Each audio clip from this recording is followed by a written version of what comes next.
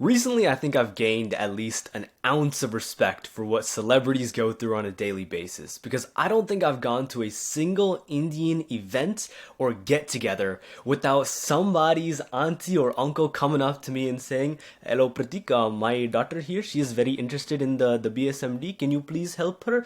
Look, I'm clearly joking, but the question has come up a lot, Pratik. You got into multiple BSMD programs. How did you do it? Can you give me some advice? Here it is. It's been long awaited. I got you though.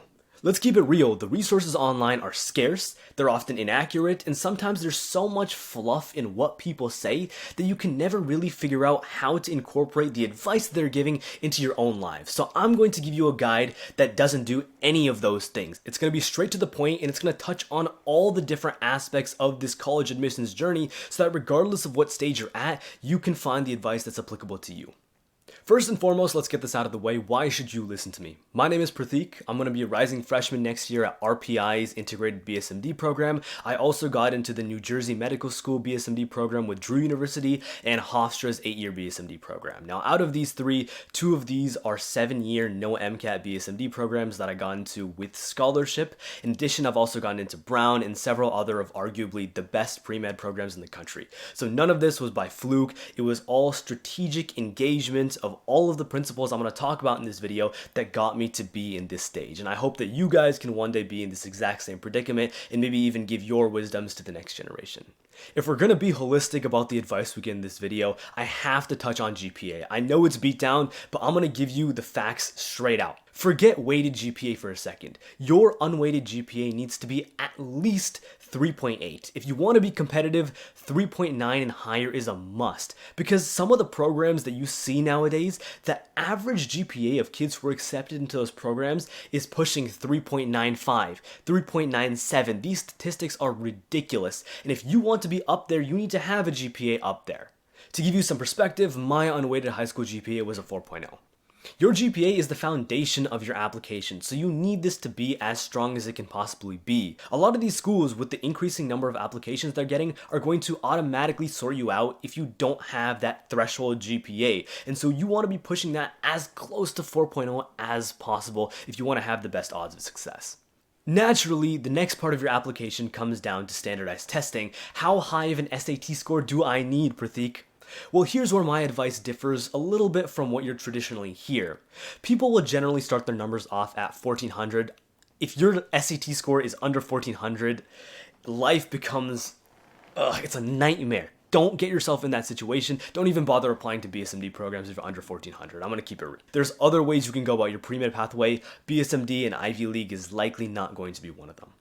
Now, the next threshold score, 1500.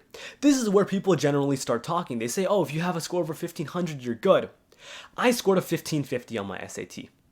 Now, did I get into 3 BSMD programs and everything else I said before? Yes. But at the same time, I talked to other kids who got into these programs. I talked to the kids who got into the same program as me. And I'm telling you right now that the 1550 SAT score, that wasn't what got me into these BSMD programs.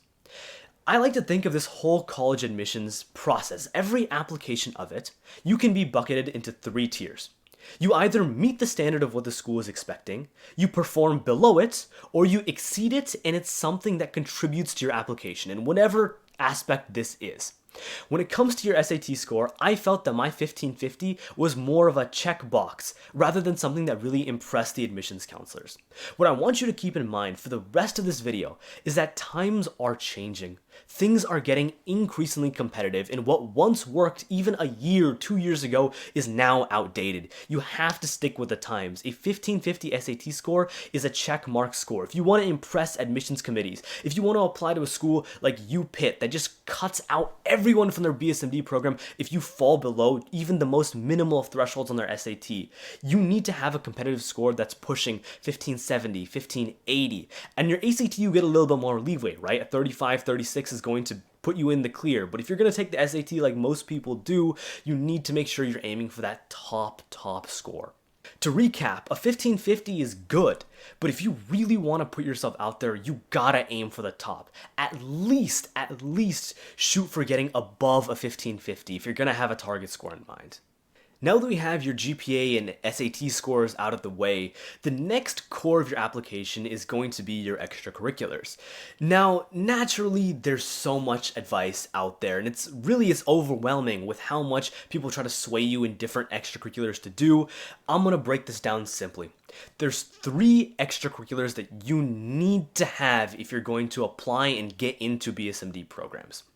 First one is going to be research. Research is your gateway into science as a whole. It's your way of proving that you are intellectually competent to be a high-performing doctor in the future. That when you enter medicine, you're not just doing it for yourself, but that you're going to leave a legacy behind, that people will look up to you.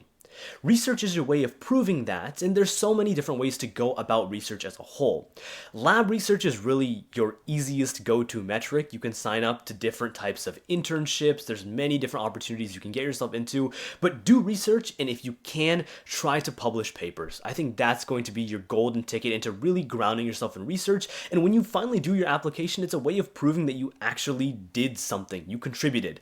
If you can be a first author on the paper, that's going to go a lot further in these things, but you need to be publishing some kind of research as a way of proving that you are capable as a scientific student, that you really enjoy science as a process.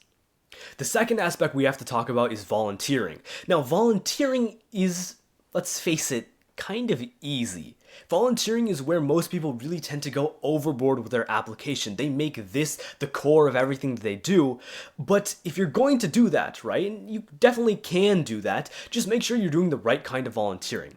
Any volunteering you do has to have patient contact. I repeat, it has to have patient contact. If you go volunteer at a food bank for 1,000 hours, it is a complete waste of your time. Now, granted, right, the charity work, we're doing this to be and show that our compassion through our application. Don't hate me for saying that, right? You're definitely helping a lot of good people, but in the context of getting a reward back for your volunteering, being able to put it and expect that colleges will admire you for it, you need to be able to show that compassionate aspect. Volunteering at a local food bank is great, but it doesn't show why you would be an asset to the field of medicine. Pratik, you say patient contact. What does that mean?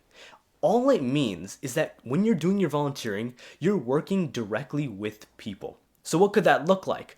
One of the key areas that I did volunteering in was working at a local nursing home. I was working directly with elderly patients, and I was doing a variety of things with them. That counts as patient contact. If you're going to volunteer in a hospital, potentially you're working with patients there, recovering patients, you're talking to them, you're being kind of a companion. That works as well. What doesn't work and where a lot of people go wrong here is not the food bank route, but rather the hospital route. They think that because they're working in a hospital, in a gift shop, or they're giving people directions, that's generally benefiting their application. I'm telling you right now that that's not the way to go about it. Med schools don't really care whether or not you were able to work in a gift shop or whether you got some kind of paid experience that you're switching into being volunteering. This needs to be something that truly brings out your ability to socially connect with people, to prove that you have empathy, and later when you get to those interview stages, when you write your college essays, there need to be experiences that you can call upon as a way to prove that you have developed that compassion, that you've learned these things over your time spent volunteering. Pratik, how much volunteering do I do? Generally, it's the longevity of the volunteering experience over the sheer number of hours that you put into it. So if you can be working and volunteering for your entire 4 years of high school and accrue a couple hundred hours, that's going to get you in the right spot. And if these can be over 2 or 3 different experiences, that's also great. But remember, it's all quality over quantity. So if you just have one experience that you go super in depth into, that's great. If you can manage to, even better. Like I said, these numbers can change over time, but start there and you'll notice that your application will naturally blossom out. You'll find opportunities and you'll go from there. The third and final aspect of this core here is going to be doctor shadowing. You need to prove that you have exposure to the medical field in order to tell a BSMD committee that you know what you're getting yourself into. You have that commitment to medicine because you've seen it firsthand. That's the story that you want to build, and doctor shadowing is going to be the key to that. Who do you shadow? How do you shadow? I shadowed my pediatrician, I also shadowed a cardiologist, and with those two combined, I was able to build my application around that. In total, compared to your research hours and your volunteering hours, you don't need to spend that much time shadowing. If you can get somewhere from 60 to 80 hours of shadowing, that's really the sweet spot ideal amount. And if you can break that up into 2 different shadowing experiences to really prove your diversity in medicine, that's going to be golden. I think your pediatrician is someone who you can easily approach and ask if you can shadow. That's a great one. Because of COVID, shadowing opportunities are limited, but really go out of your way to just get something, even if it's like a virtual shadowing experience, really proving that you have these experiences. And then as you're there talking to these doctors and getting a deep, insightful perspective on not just the pros of medicine, but also the cons of medicine, that will really prove to these BSMD councils that you know what you're talking about when you say that you want to be a doctor. When it comes to shadowing, I also just want to back this up by saying that in the chase to build these kinds of resumes that are so strong, we tend to lose sight of the fact that a lot of the reason why these colleges require these things is not for them, it's for you. So that when you go and do shadowing, you can decide whether medicine is actually for you or not. So another pro, and I noticed this especially in shadowing, is that you can use these opportunities as a way to actually decide for yourself if medicine is a field that you want to pursue. If you go into your shadowing opportunity and you start to notice that the lifestyle that doctors have, maybe you see how much paperwork they have to fill out, maybe you see some of the downtimes or some of the difficult parts of what it means to be a doctor, and it kind of turns you off of medicine, that's okay as well. If anything, the fact that you're having these thoughts now just shows that you really care about this and you're being present in these experiences. A lot of times we can get so caught up in getting our volunteering hours or our research hours that we tend to lose sight of the fact that we're not doing these things for a med school council, we're doing these for us so that either we can grow and learn or we can decide whether this is the career path for us. So please, when you go out and do your shadowing experiences, yes, do them for your resume, but also do them so that you can grow as a person and so that you can understand whether medicine is the right career path for you or not. I like to think of these 3 core activities as a tripod to your application to a BSMD program. The reason I call it a tripod is because if any of these 3 legs are missing, the whole thing just falls apart. You'll realize this especially, you just have to trust me on this, but when you're writing your essays and when you're at these interviews, you need to have each of these 3 components as a way to justify your interest in medicine. If you're missing the research, it's hard to back up the science. The volunteering, it's hard to really prove your compassion. And with the doctor shadowing, that's really your way of proving that you know what medicine is about. And so you need all 3 of those. If you're missing any of these, applying to med schools is hard. So try to, at least if you're at a latter stage of your high school journey, get each of them in some form. Now I've covered all the bases that everyone else talks about, but the video is not done. That's because your application is also not done. What you gotta understand is that BSMD programs are not looking for regular kids. They're not even looking for Ivy League kids. They want kids that are mini godlings. They want you to literally come like Jesus, the Messiah, walk on water, part the seas with your application, and have revolutionized the world that we live in. Which is why just doing everything that I've said before in the absolute fullest capacity is still not enough to truly be competitive. What you're missing now is what I like to think of as the crux of your application. This is the individual core that's unique to you that really gives your application life. It really makes you stand out from the pack along with everything else that you've done so far as a way to back it up. The best way to explain what I mean by the crux is to just give you what I did. Science research has always been my passion, so the crux of my application revolved around the research that I did. However, I didn't just do lab research. I competed competitively in science fairs. I had my own individual research that I've been pursuing throughout the course of high school, and I went the absolute length with it. I've competed at national level science fairs, winning awards at every single level, all the way up to the international stage. I've received thousands of dollars in scholarships as well as cash prize money for the research work I've done. I've published the research that I've been working on for these 3 years in high school, as well as some of the earlier research I was doing as well. So that's totaling to 3 research papers, as well as a patent for my work. But wait, it doesn't end there. I also run the science fair club at my school, so I'm the club president of that. I've been for multiple years in leadership positions, as well as getting a recommendation letter from my chemistry teacher who also leads the science fair club. And you better believe that that recommendation letter was. You see what I mean when I say the crux of your application? That all totals to one spot on the Common App. One 150 character description was all summarized in everything that I just explained. That was the core of my application.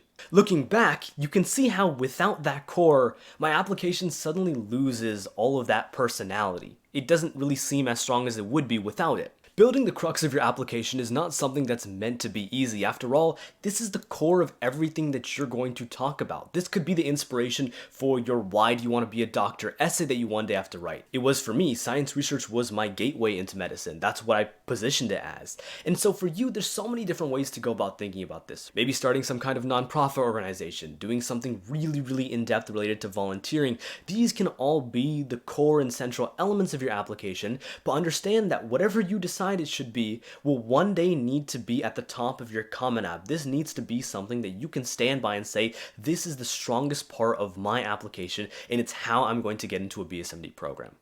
This is the one part of the video that I can't handhold you through because it has to be unique to you. If everyone has the same crux as me, if everyone goes and does science fair right now, then nobody wins from this because nobody is unique anymore.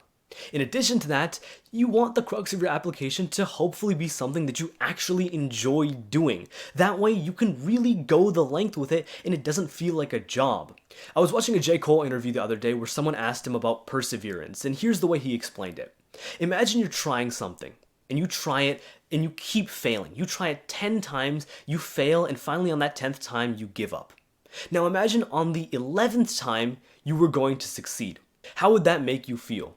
That's why you keep persevering through something. You don't give up because you never know if that next time is the time that you're going to break away. And even if you do keep failing, even if none of this works out in the end, understand that if you were doing something that you truly enjoy doing, something that you loved, then even if you fail, it's okay because you were passionate about it. You enjoyed the process rather than the final end goal. And while it seems counterintuitive, it's actually what makes you succeed in the long run. Because if you don't enjoy what you're doing, you're not going to be able to do it with the level of passion and commitment of something that you actually enjoy. If you're coming into high school, try different things, find your passion, find something that interests you.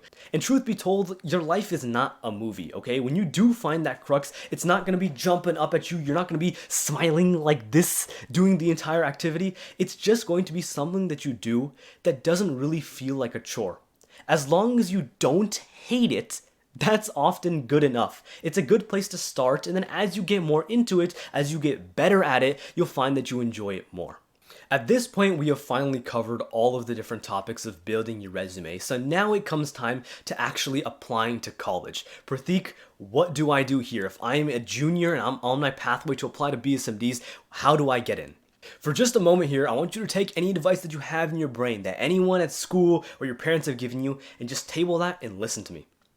You need to apply to a tremendous number of schools. That is how you get into a BSMD program. If you apply to anything under 10 schools, the likelihood that you get in is just so absurdly low because what you gotta understand is that with BSMD programs having acceptance rates less than 1%, less than a fraction of a percent, every time you apply to a school, the odds that you get in simply compound on one another. If you're applying to less than 10 schools, just statistically speaking, the chances that you get in, that your application gets noticed, are so low that you won't get in. However, when you start to push that number higher and higher, once you get into the teens, then you now have a better odds of getting in.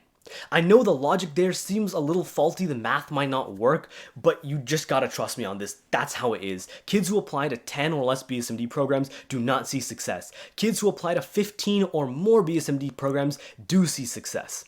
The reason for that is also being it shows how committed you are to this journey. A student who is not super diligent about anything is not going to be able to have the time and dedication to apply to 15 BSMD programs. In my personal experience, I applied to 15 integrated medical programs, 14 being BSMD, and then 1 BSDO program. That's another option if you feel that you might not be the ideal candidate for BSMD. I then applied to 4 traditional pre-med schools, totaling that number to 19 schools. Now, I know that you've probably seen some other YouTube videos out there and seen kids applying to 20 plus schools. I'm telling you right now, these applications take so long for you to do, the BSMD applications in particular. It's like applying to 2 schools for each one BSMD school, because there's the regular school application and then there's the med school application that you have to do. It is hard work, but you need to be applying to as many schools as you can in order to maximize your odds. Now, with that being said, that does not mean you sacrifice quality for quantity. Every application you submit has to be the best application you can, because there is no room for error here. Remember, if you have the option to either apply to 1 school with a pristine application or 2 schools with mediocre applications, just remind yourself, a mediocre application is not going to get you in. So when you apply to those 2 schools with mid applications, neither of them are bound to succeed. However, if you take the time to really put your efforts into that one application, optimize it to the fullest, now we're talking. Now you have a chance of getting into that BSMD program. If you're really serious about BSMD and you've listened to everything I've said in this video and you have what it takes, you believe that you could get in, then really minimize the number of pre-med schools you apply to. You do not need that many. If you're going to put your foot on the gas and say, I am going to a BSMD program the way that I did, 4 pre-med schools is more than enough, right? Make 2 of those competitive pre-med schools, make 1 of them a match pre-med school, and then just have 1 safety school if you can. What kinds of pre-med schools do I apply to, Pratik? This can be a whole video in itself. I highly recommend and stand by applying to liberal arts pre-med schools that are going to maximize your odds of getting into a med school over other prestige schools. It's just the way to go about it. The numbers don't lie. The kids who go to liberal art pre-med schools that keep their head down, they focus on getting into med schools, they are the ones who truly see the success and have the best odds of getting in on their first try without taking a gap year. It's just fact. People don't agree with me on this, but with all due respect, they don't have to. This is the way to go about doing it. The essay writing process for BSMD schools is incredibly time consuming. You already know how hard people make it out to be. I'm telling you right now, it is that challenging. The best way that you can have the highest chances of success are to start as early as you can. I was brainstorming essay ideas from junior year. I wrote a preemptive draft for a personal statement in the summer between my sophomore and junior year. That's how ahead of the curve I was, and I'm telling you that it was still a challenge. Because the thing about creativity is that you can't rush it. So even if you don't want to take the time to write out whole essays, I do recommend that you write 1 essay early just to get a sense of what it's like to go from the brainstorming to the actual drafting and the creation. And that way, once you go through that process, you'll understand what kind of ideas are good and bad. And that way, over the course of your junior year, you can start to brainstorm ideas. In my case, the idea that ended up being my personal statement, the one that really shined through, was an idea that I came up with just on a casual day in my room. I was just sitting down and the idea hit me like this and I wrote it down. This was sometime in the middle of my junior year and it was sitting on a notes file. Finally, when it came time to do the essay writing process, I went back to that notes file, I saw the idea, I found an essay prompt that it matched, I wrote it, and it was good. It was really, really good. I'm hoping that you guys can follow the same process and come up with an equally, if not more, beautiful personal statement. So go ahead and try that out and see how it works. If you're applying to BSMD programs, the interviews are inevitable. Every single BSMD program, except for Brown's PLME, has an interview, and you need to have the skills equipped to pass that interview. Understand that once you get to the interview stage, you are this close to getting in. But at the same time, this far away. Because if you fail in the interview, if you go to the interview and you don't get in, that's the same outcome as if you had just not applied at all. So when you get to that interview stage, if you get even 1 invite, you need to put your soul into interview preparation. This is that final 100-meter stretch. This is the difference between whether you get in or not. So whether you get 1 interview or whether you get 5, you're going to put your heart into those interviews. For me, public speaking has always been my naturally strong suit, but then again, that critical thinking under pressure is not something that I naturally was accustomed to. For me, my public speaking comes from rehearsing, from practicing. That's how I performed at my science fairs. That's how I got my awards. But when you're in an interview environment, these interviews are going to be special kinds of interviews. I'll make more videos on BSMD interviews, but in short, you're going to have what's called multiple mini interviews where they ask you ethical dilemmas, and you're also going to have more standard formatted interviews, but at the same time, they're going to ask you some tricky ethical questions within those. So learning how to develop answers to those, to practice for them, and then ultimately perform when the time comes, that's something that takes time and effort. And you should go ahead and make sure that you're practicing those skills and taking the time during your high school to learn good public speaking and communication so that when the time comes, you can perform. And more importantly, you can perform better than everyone else. I love helping people out with BSMD and college admissions related things, and the other day I was talking to a younger friend, and he asked me one particular question that really stood out to me, right? He asked me, Pratik, was it worth it? You spent 3,000 hours combined to get into this BSMD program. How do you feel now? I'll tell you one thing, after having gotten in, I wake up almost every day in the morning thankful that I got into a BSMD program. Because I'm in my senior year summer, I'm chilling here, recording YouTube videos for people, relaxing, going to the gym, living my best life. At the same time, I have friends that are still doing the traditional pre-med pathway, and because of that, in order for them to remain competitive, they're spending this summer doing lab internships full-time. Some of them are volunteering 8 hours a day in order to get their stats up before they enter college. Because I'm in a BSMD program, it is now an added luxury that I don't have to do these things. Anything that I do is because I want to do it. And this summer, I wanted to take a break, to try something new, and I now have the luxury of doing it, and that's something I don't take for granted. I'm so thankful of my younger self for doing it. So if you ever ask me this question, or you ever think to yourself, is this worth it? Yes, it absolutely is. If you want to be a doctor, and you have the drive to get there, this is absolutely the pathway for you, because once you put in all this work, it will be so worth it when you finally see that success in the end. Thank you all so much for sticking with me if you've gotten to this stage of the video. I know usually it's like 20 to 30% of my audience really only gets this far, so you a real one if you have.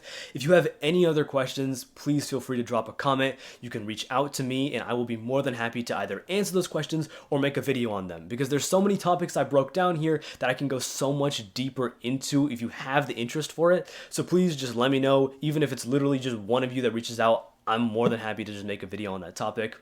I wish you all the best of luck with your college admission and BSMD journeys. Like, comment, subscribe. This has been Pratik. Peace.